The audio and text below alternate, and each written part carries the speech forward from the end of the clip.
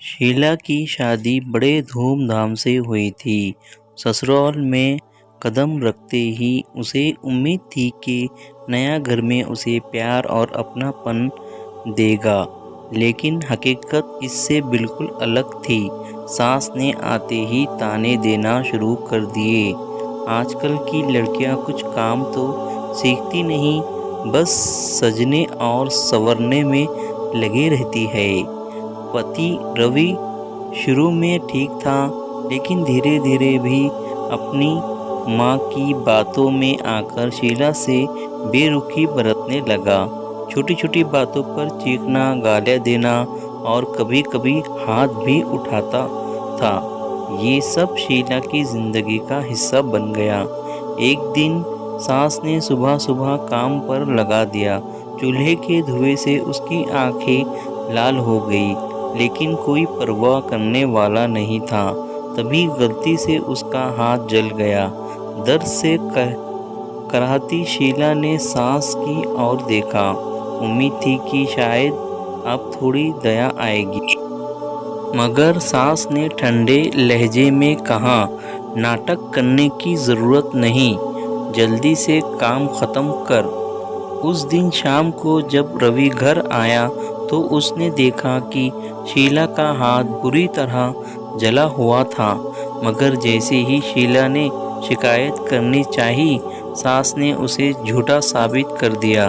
ये खुद ही लापरवाही कर रही थी, अब हमें ही दोष दे रही है। रवि बिना कुछ कहे अपने कमरे में चला गया। शीला को महसूस हुआ कि अब उसकी तकलीफ़ें कभी ख़त्म नहीं होगी। एक रात जब सब सो रहे थे, तब शीला चुपचाप घर से निकल गई। वो अपने माता पिता के घर नहीं गई, क्योंकि उसे पता था कि वहाँ भी उसे वापस भेज दिया जाएगा। वो एक महिला सहायता केंद्र पहुँची, जहाँ उसे सहारा मिला। धीरे धीरे उसने अपने पैरों पर खड़ा होना सीखा। शीला ने ग्रेजुएशन कंप्लीट किया और एमपीएससी की तैयारी शुरू कर दी। उसके बाद बहुत मेहनत के बाद एमपीएससी में वो नंबर 1 पर आई और उसे आईपीएस बन गई।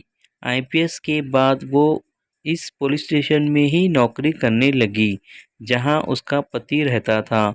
कुछ दिनों के बाद उसके पति यानी शीला का पति को कोई क्राइम में गिरफ्तार किया गया और आईपीएस के सामने लाया गया।